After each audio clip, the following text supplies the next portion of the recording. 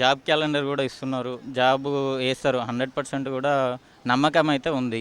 తీరుతాయని కూడా ఉంది. సో, ఇక్కడ ఏందంటే మనము ఎళ్లి మాట్లాడొచ్చు. వాళ్ళని అడగచ్చు. అంత ఫ్రీడమ్ ఉంది. చేశారన్న నమ్మకం కూడా ఉన్నది. మరి చాలా తక్కువ బడ్జెట్ ఉందంటున్నారు, అప్పులు ఎక్కువ ఉన్నాయి అంటారు. ఈ బడ్జెట్తోనే ఉన్న కేసీఆర్ చేసిన పథకాలు రన్ అవుతున్నాయి, కొత్త పథకాలు అయితే రన్ కావంటారు. మరి అవి అవుతాయా? అమలు చేయాలంటే చేయొచ్చన్న. కాపోతే ఏందంటే కొన్నిటి వల్ల మాత్రం ఇబ్బంది పడాల్సిందే. ఏదైనా చెప్తున్నాను. ఈ రోజుల్లో ఉచితాలంటే ఇప్పుడు ఆర్టీసీలో ఉచితం పెట్టిర్రు. అందరికి పెట్టిర్రు. అదేందంటే గవర్నమెంట్ ఎంప్లాయీస్. ఎవరు ఫ్రీడంగా ప్రజలే ముందుకొచ్చి చెప్పాలి. మాకు అవసరం ఉంది ఇది.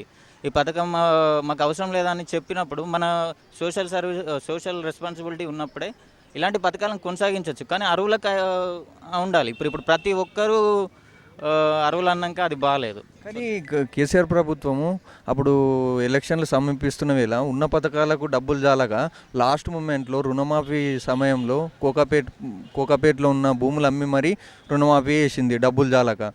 మరి అలాంటి పరిస్థితి ఇప్పుడు అన్ని పథకాలు కేసీఆర్ పథకాలు రన్ చేయాలి, మళ్ళీ వీళ్ళు ప్రకటించిన 6 పథకాలు రన్ చేయాలంటే మిగతా బడ్జెట్ ఎక్కడి నుంచి తీసుకొస్తాయి? తెలంగాణ ఆర్థికంగా బాగానే ఉందన్న.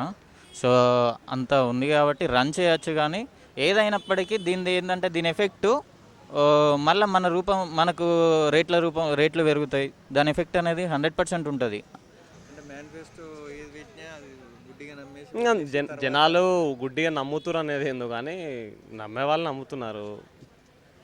అందరూ అంటారు ఆ మేనిఫెస్టో వాళ్ళని గెలిచారని. చూద్దాం, చేస్తే బాగానే ఉంటుంది కానీ కాకపోతే ప్రజలపైన ఒత్తిడి పడకుండా చేస్తే ఇంకా బెటర్గా ఉంటుంది. ఇక అది నిరుద్యోగులు అనేది ఇక చూద్దాం 5 ఏళ్ళ తర్వాత. టీఆర్ఎస్ ప్రభుత్వం ఇచ్చిన దానికన్నా బెటర్గా ఇస్తే బెటరే.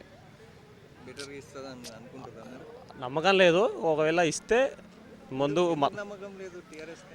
టీఆర్ఎస్ కన్నా మించి కాంగ్రెస్ ఇస్తానన్న నమ్మకం లేదు. టీఆర్ఎస్ పైన లేదు, కాంగ్రెస్ పైన లేదు. నిరుద్యోగులు టీఆర్ఎస్ కంటే కాంగ్రెస్ ఎక్కువ ఉద్యోగాలు ఇస్తుందని నమ్మి ఓట్లు వేసేయించారు.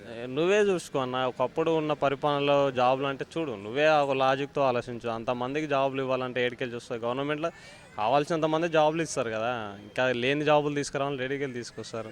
చదువుకున్న వాళ్ళు కూడా కొంచెం సరే, అందరికీ జాబులు రావాలంటే కష్టం. చదువుకున్న వాళ్ళు కూడా కొంచెం ఆలోచించాలి కదా. లేని జాబులు ఎడికలు తెచ్చిస్తారు. ప్రైవేట్ కంపెనీలలో ఉన్నాయి, అది కూడా బెనిఫిటే కదా.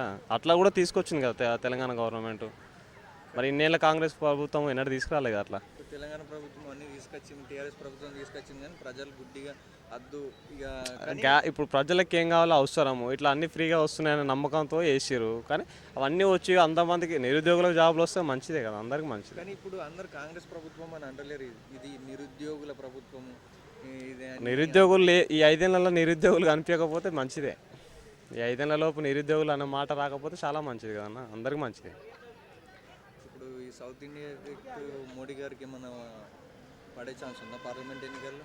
మోడీ గారి కంటే ఉంది, చూద్దాం. ఇక అది జనాలు ఇప్పుడు నమ్మినంత ఈజీగా వేయట్లే. ఇప్పుడున్న 2014లో 2019లో ఉన్న మెజార్టీ సీట్లు ఏమైనా పెరుగుతాయా తగ్గుతాయా బీజేపీ?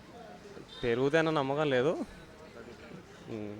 మరి ఇప్పుడు కాంగ్రెస్ బీజేపీ కాకుండా వేరే కూటమి మమతా బెనర్జీ, అఖిలేష్ యాదవ్, కష్టం అన్న, నితీష్ కుమార్, అది కష్టం. మళ్ళీ బీజేపీ అని అంటారు. బీజేపీ వస్తే బాగుంటుందని అనుకుంటున్నాం.